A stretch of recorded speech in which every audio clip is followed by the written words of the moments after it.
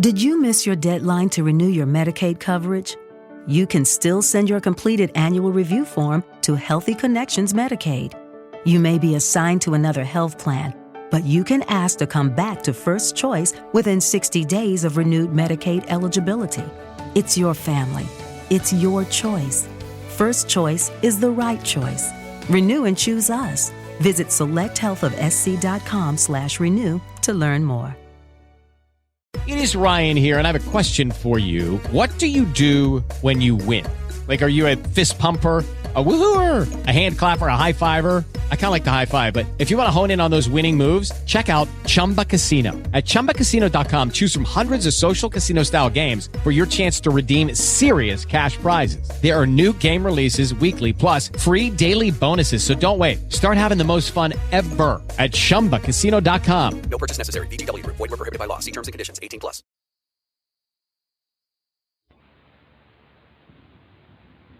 It was the week before Christmas, and all through the house, a creature was stirring.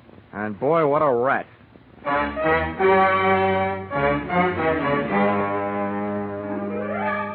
This is another in the adventures of America's fabulous freelance insurance investigator, Johnny Dollar, starring Charles Russell. At Insurance Investigation, Johnny Dollar is only an expert. At making out his expense account, he's an absolute genius.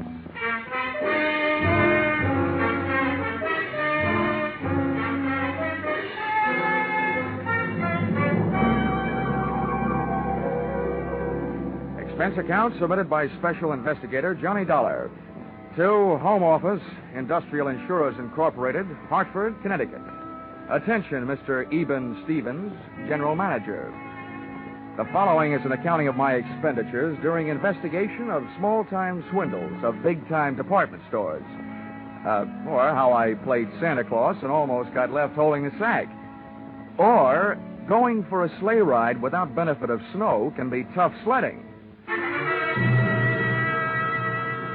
Expense account, item 1. $1. Tip to messenger who delivered this assignment in writing by hand to my apartment. Thanks, Mr. Dollar. You have never been known as a fast man with a buck, Mr. Stevens, and I must say your note to me also marked you in my mind as an economist with words. Dear Dollar, our client, the Association of Department Stores of Greater Manhattan, has requested help on the following problem. A young man has been making the rounds of New York department stores during the current Christmas rush. Using his equipment and official-looking sales book, he goes to a business department, makes a quick sale on some large item, writes it up in his furious sales book, takes the customer's cash, and disappears. Enclosed find varying descriptions as furnished by victims to date, and check for your usual retainer fee. Please put a stop to this nefarious practice at once. Signed, Eben Stevens, General Manager. Expense account, item 2. $6.21. Train fare, Hartford to New York. Next morning at 7:03 on the Banker's Special. A train very cleverly named that because 75% of its load is made up of bankers. I sat among them in a parlor car, watching them limbering up for the day's chores, slowly shaking their heads from side to side and softly whispering, "No." We arrived at Grand Central at 9:20. The bankers got off and headed for their granite vaults. I got off and headed to face my stone wall. Expense account, item 3. 4 bits, cab fare to offices of the Association of Department Stores of Greater Manhattan. There, things got brighter right away. Her name was Judy Whitehall. Boy, how she'd been missed by the scouts for the Copacabana, I'll never know. I have been assigned to help you all I can, Mr. Dollar. What would you like to know first? Your home phone number. Oh, well, maybe we better wait until later for that. How many stores are there in your association, Miss Whitehall? We have 120 member stores, Mr. Dollar. Great. You know, in one department store, I'm the kind of a guy that can't find the glove department. And now I've got 120 stores in which to find someone I don't even know. Well, we do have the man's description. Yeah, as a matter of fact, we have a lot of descriptions, all slightly different. And the regular store detectives are all on the lookout. It's like looking for a noodle in a spaghetti stack. And all the sales personnel have been warned. It's beautiful. What's beautiful? Your face. Well, really, Mr. Dollar. After all. Oh, yeah. Oh, yes, I know. Business. Well, before I start, maybe you'd better give me a letter of identification. If I spend all day moseying around department stores without buying anything, I can stand a good chance of getting picked up as a shoplifter. Right away. Follow me. All right. Oh, just a minute. Hello, this is Miss Whitehall. Oh, yes, Mr. Sandler. Oh, my, that's terrible. My goodness, that's awful. Good gracious, that's worse. Well, the insurance investigator is here right now, Mr. Sandler. We'll be right over. What's so terrible? Well, that man, the one we're looking for, he was in the Miller's store making a phony sale in the camera department. Oh, you also said it was awful. It was. A little girl picked up a camera and snapped his picture, and the man tried to take it away from her, and the girl yelled, and then her mother screamed. And what made it worse? Well, a store detective came running, and the man shot him. Then he grabbed the little girl, camera and all, and ran off. They called the police. Really? I can't imagine why.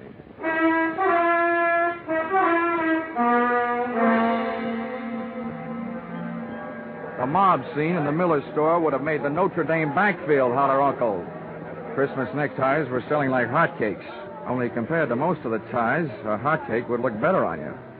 The camera department was on the mezzanine, and the store manager, Mr. Santa, was on a rampage. Why doesn't somebody do something? Why can't they find him? I've got men posted on every door. He's in this store somewhere, and... Oh, Miss Whitehall, it's about time. Who's this? Oh, this is Mr. Dollar, Mr. Sandler, from the insurance company. Well, I tell you what you can do, Dollar. I've already got 20 policemen running all over the store. It's absolutely ridiculous, preposterous, and fantastic. That's what it is. Also amazing. Now, tell me, Mr. Santa, about that little girl who picked up the camera and snapped the culprit's picture. Did they find her yet? They certainly did, in the rug department. She'd been shoved in the middle of a pile of 9 by 12 Orientals on sale at $123.50. She was scared, but not hurt. Now, the girl was found without the camera, I suppose. Naturally, but the camera wouldn't do us any good.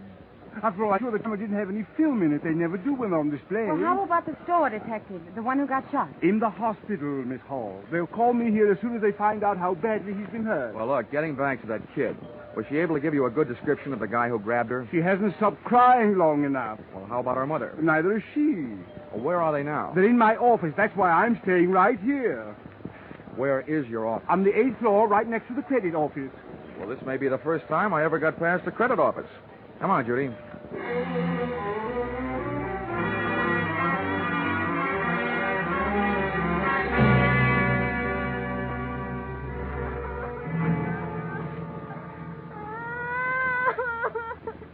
Oh, Bobby, come on. Blow your nose. There. Now, be a brave little girl. I don't want it. He hit me. He tried to kill me. Oh. He took away my camera. Let me have another try, Mrs. Jenkins. All right, Mr. Dollar, if you think it'll do any good. All right. Oh, come on now, Bobby. All you have to do is tell us what that bad man looked like. We'll get him, and then we'll fix him. Come on now, huh? I don't want to. He'll kill me.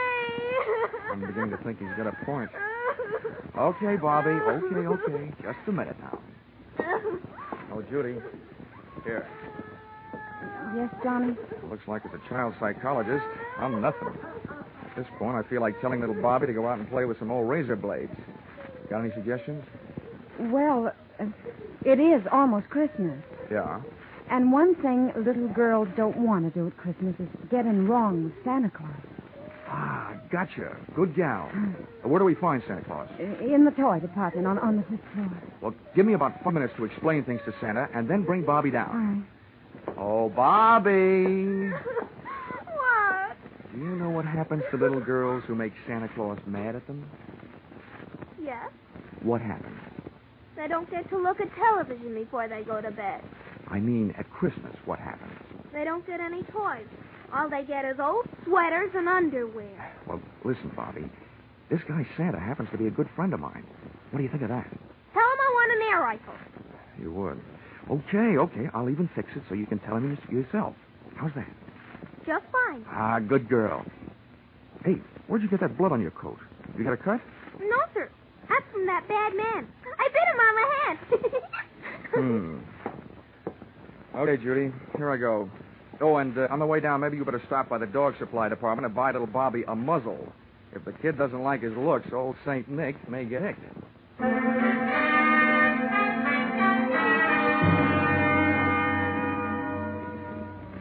Department stores should have some kind of a congressional medal for salespeople who work in the toy department just before Christmas. I took the elevator down to 5, and when that door slid open... It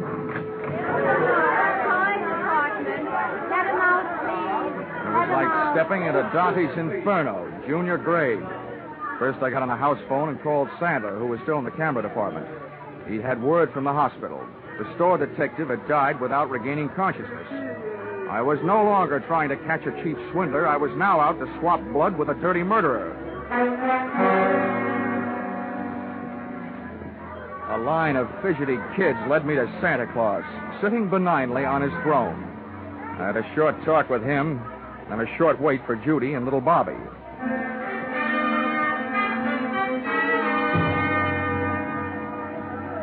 Okay, Santa. Now we've got to make her talk. That is, you've got to. All right, Dollar. All right now, kiddies. You'll have to wait for a moment. We have a special little visitor coming to see me. Hello, Johnny. All set? Yeah, all set. Okay, Bobby, my girl. Now just let me give you a hoist up into Santa's lap. He wants to ask you a few questions. I want an air rifle. Now, you be a good little girl and answer all Santa's nice questions, and you'll get it. But not where I'd like to give it to you. Up you go. Yes. Well, there we are, honey. Now, tell me, what do you want for Christmas? I want an air rifle. Well, we'll see what we can do about that. Tell me, have you been a good little girl? Yes, sir. Well, first we'll just have to look up your name in my little black book and make sure. Pretty good. All but one little thing. What'd I do? I didn't do nothing. Well, that's just it. You see, Bobby, I have a note here that today some people asked you what a certain man looked like, and you wouldn't tell them. Is that right? I'm afraid. I don't want to tell. They can't make me. Well, Bobby, maybe you and I had better talk this over. If you won't do something for us now, how do you expect to...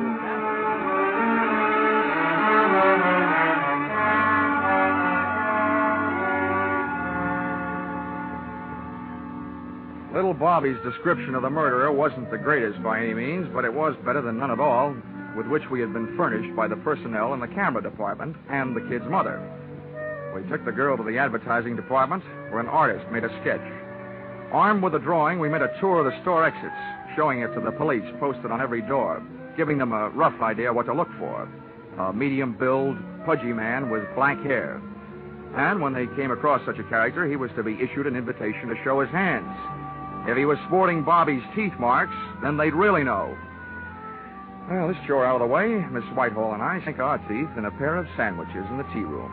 The Shopper's Delight sandwich, to be exact. Cream cheese, walnuts, watercress, and pineapple on whole wheat bread.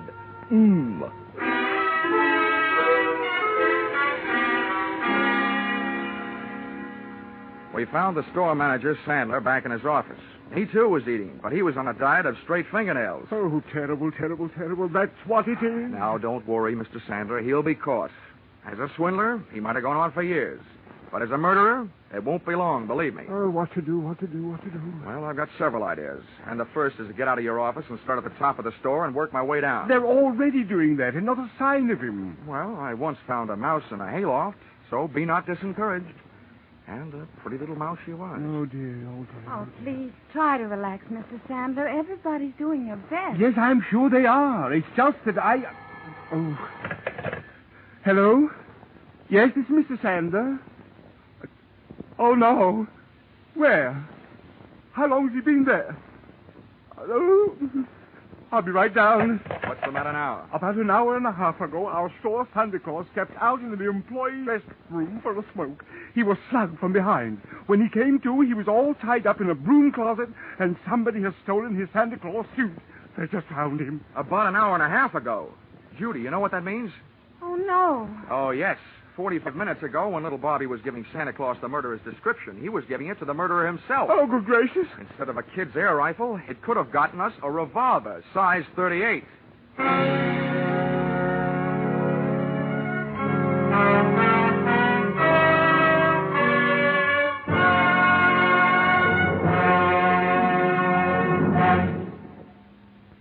In just a moment, we'll return to the second act of Johnny Dollar. But first, CBS is going to bring you one of the biggest presents you ever received from show business tomorrow afternoon, Christmas Day. For a full hour on the entire CBS network, you're going to get all the comedy, all the laughs, and one of the greatest Broadway and Hollywood hits of recent years, The Man Who Came to Dinner. And The Man Who Came will be played by none other than Jack Benny, plus Charles Boyer, Gene Kelly, Dorothy McGuire, Gregory Peck, and Rosalind Russell, plus Henry Fonda and John Garfield as narrators. You'll hear them all on CBS's special holiday hour tomorrow afternoon. Jack Benny, playing the man who came to dinner and breaking a leg, had to stay on and on and on. Now with our star, Charles Russell, we return to the second act of yours truly, Johnny Dollar.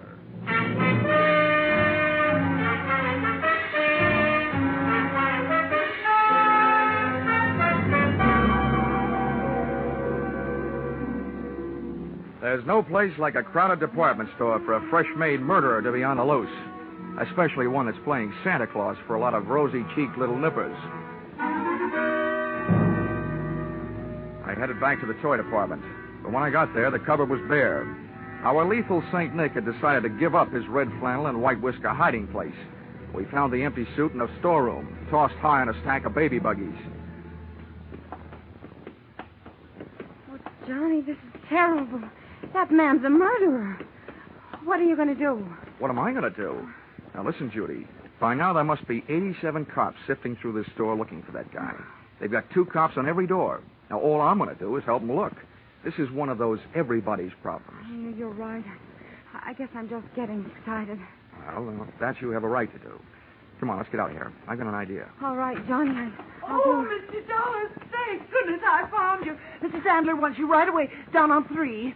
An old lady has just been shot in Junior Mrs. Lingerie. Oh, serves her right for not acting her age. Let's go, Judy.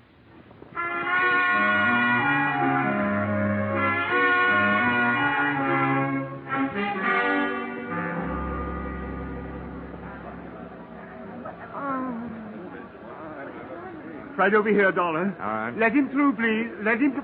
Lady, please stand back now. Well, Dollar, Yeah? Congratulations. Before, this store was only going to sue that company of yours for $1 million. Considering what this shooting will do to our reputation, I'm going to make that $5 million. Mr. Sandler, keep your powder dry. First of all, it's not my company. And second, you can't sue them for something they didn't do. And third, you'd better get this poor old gal to a hospital. How badly is she hurt? And how did it happen? The doctor's on his way, and we've sent for an ambulance. This woman was lost out on the back stairway looking for the ladies' room. That maniac saw her coming toward him and ran down the stairs, firing over his shoulder. The bullet just seemed to have grazed her left side. Pretty lucky.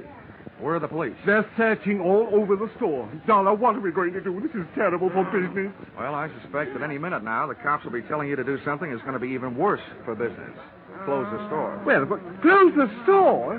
Why, we're staying open late tonight. It's the last-minute rush. I'm just telling you what I think. I think the cops will double the lookouts on all the doors and make you close the store. Then they can go to work. We lose thousands of dollars. They can't make me close the store. If you stay open, you might lose a few more customers. The hard way. Where's that doctor? He'll be here any minute. Oh, Mr. Sandler. Well, yes, what is it? Well, they called up from the sporting goods in the basement. That man has been down there and held them up. And he took 4 guns and 6 boxes of ammunition. 6 boxes of... Oh, my. Oh, what's this going to do to our store? If you're not careful, it's going to turn your store into the world's largest shooting gallery with live targets. You know what I suggest, Mr. Sandler? What? What? Tell me what? Don't wait for the police to tell you. Close the store.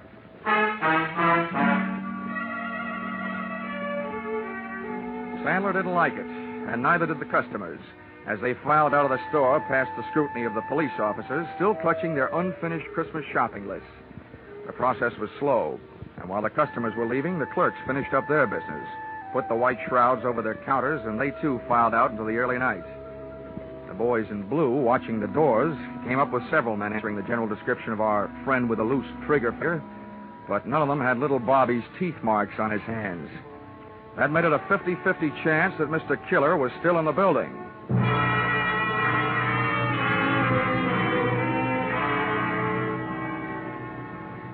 There's nothing more eerie than a department store after closing. And its white sheets, the whole joint seemed to be playing ghost. I sent Judy over to a steakhouse, Pietra's, on 3rd Avenue. Told her to wait. Then and I had Sandler get me a gun from the sporting goods department. For that lonely, scared feeling, there's no medicine that quite takes the place of a piece of cool steel in your little hot hand.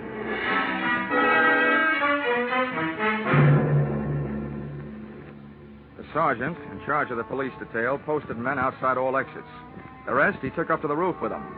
They were going to run the whole store with their burly blue sieve, floor by floor, counter by counter, inch by inch. Sandler stayed with me down the first floor. Just for fun, I thought I would start working my way up.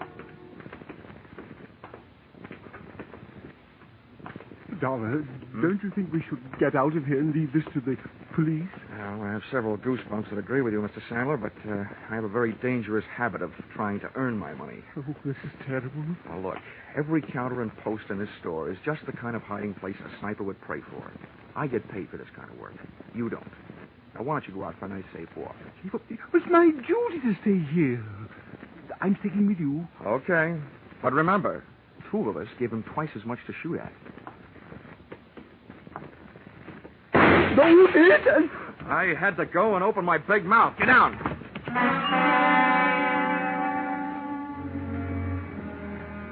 Getting down on that floor could have been committing suicide in itself. The killer's bullet had crashed into a showcase, and a sea of broken glass is a risky place to practice diving. Having to swim out of it was twice as bad, but that's what I had to do. Oh, Mr. Dollar. Now, Sandler, keep your head down. Bury your face in that glass, but keep your head down. Yes, Dollar.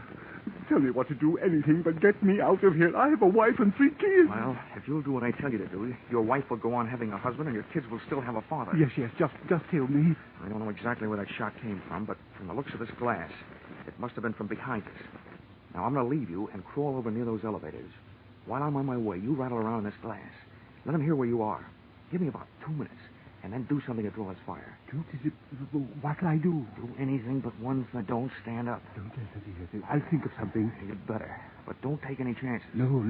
But what are you going to do? Take some chances.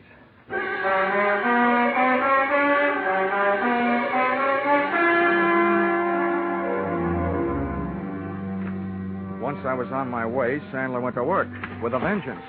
I could hear him thrashing around in that glass like he was trying to corner the Band-Aid market. I made it over to the elevators, scooting flat along the floor till I hit a car with an open door and slithered inside. Behind the protection of the elevator's front wall, I stood up, peered over at the edge of the door, and waited for Sandler to make the move that would draw the murderer's fire.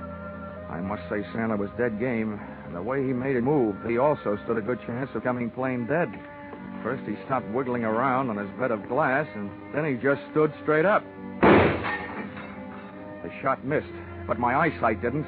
The killer was shooting from high up, behind a pole. He was standing up on a glass showcase, hoping for a better view. And it didn't take me long to decide to give him a better view of the inside of that glass showcase. I started deliberately shooting his foothold out from under him.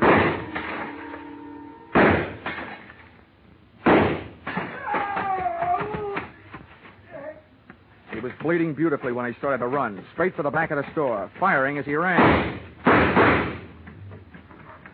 As one last souvenir, he threw his empty gun over his shoulder at me. People who live in glass houses shouldn't throw guns. I decided to join the track team and went on the chase. Back out of the main floor, through the employees' entrance, out to the dimly lit shipping department, and its loading dock filled with packages ready for shipment. I could hear him moving around among them. Okay, get your hands up and come out.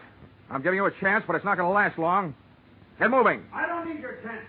I've got something better.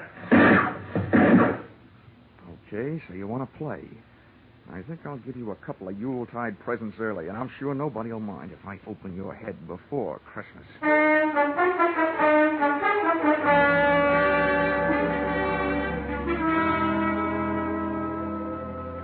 My hot-headed friend was hiding behind a high pile of wooden boxes ready for shipping. I grabbed a heavy, empty dolly, gave it a flying start, and sent it crashing into the bottom box of the bell. It was beautiful. The biggest crash since 29.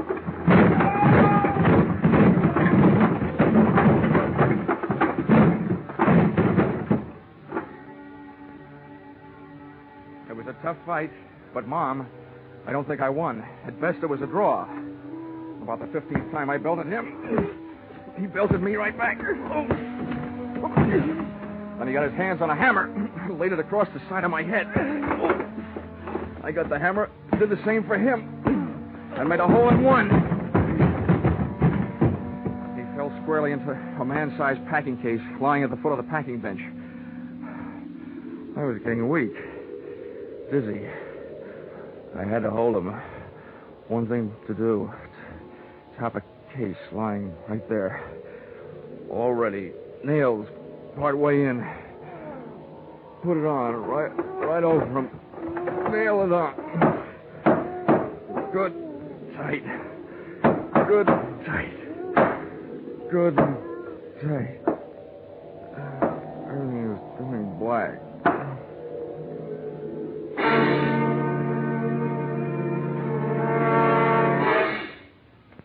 Then everything went white. Hey, corny as this may sound, where am I? You're in the hospital, Johnny, darling. Hmm? But don't worry. It's only a slight concussion. They brought you here last night. Oh, I suppose I have a hammer-shaped hole in my head. No, darling. It hardly shows. Oh. How could it? The bandages covering it up. Well, at least I got him. Hmm? You what, dear? I got him. The killer. Oh, no, dear. You couldn't have. They're still looking for him. Oh, no. Oh, my gosh. What time is it? 11 in the morning. I gotta get out of here. Why? Johnny, please. Johnny, you're not supposed to get out. Oh, nurse!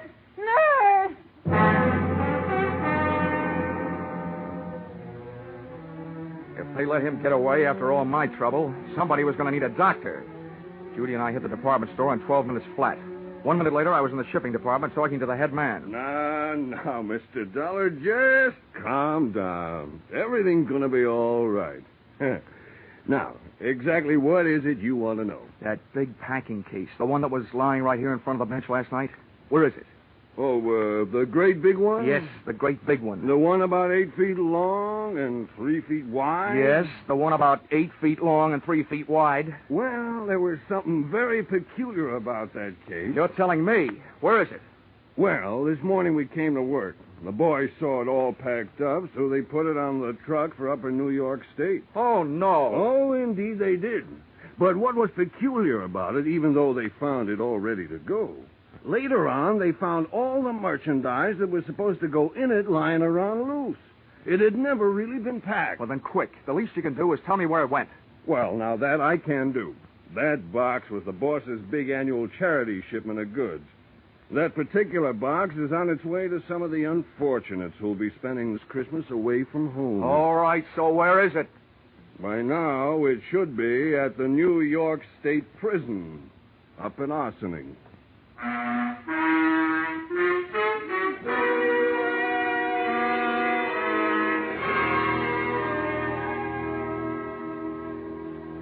Expense account, item 5, $12.80. Dinner check at Pietro's, where I had asked Miss Judy Whitehall to wait for me the night before, and where I inadvertently stood her up. Although how a gal can stand up after eating $12.80 worth of food, more than I can figure out. Let's see. Expense account, item 6, $10. Medical supplies for those poor CBS sound men, Vern Surrey and Billy Gould, who had to break all that glass during the show. Expense account total, $511.50. You may think this amount is a little high, but isn't everybody at this time of the year? Signed, yours, truly, Johnny Dollar.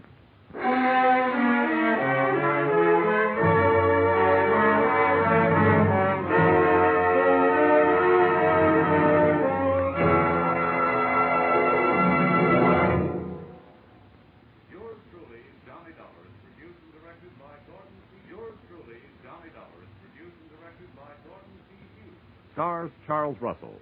Script by Paul Dudley and Gil Dowd. Featured in the cast were Jay Novello, Georgia Ellis, Marlene Ames, Parley Bear, Paul Duboff, and Connie Crowder. The special music is written and conducted by Leith Stevens. Your announcer is Bob Stevenson.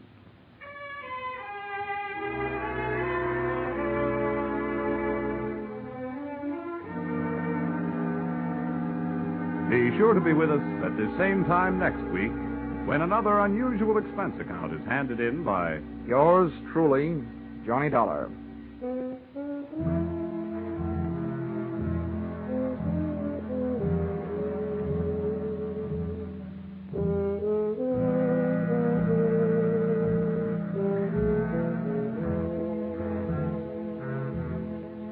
Those two pleasant gentlemen of music, Vaughn Monroe and Gene Autry, will be around with special Christmas music tonight on CBS. On his caravan, Vaughn will feature a medley of Christmas carols.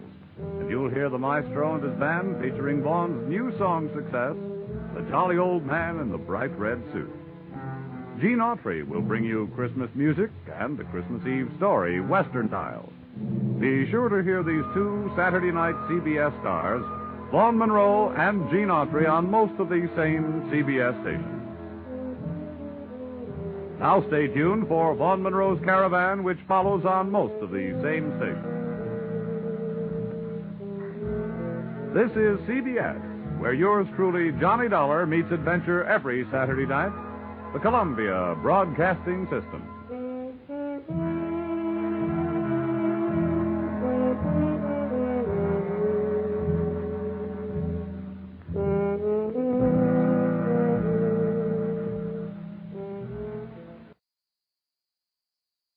With the Lucky Land Slots, you can get lucky just about anywhere. This is your captain speaking. We've got clear runway and the weather's fine, but we're just going to circle up here a while and get lucky. No, nothing like that. It's just these cash prizes add up quick. So I suggest you sit back, keep your tray table upright, and start getting lucky.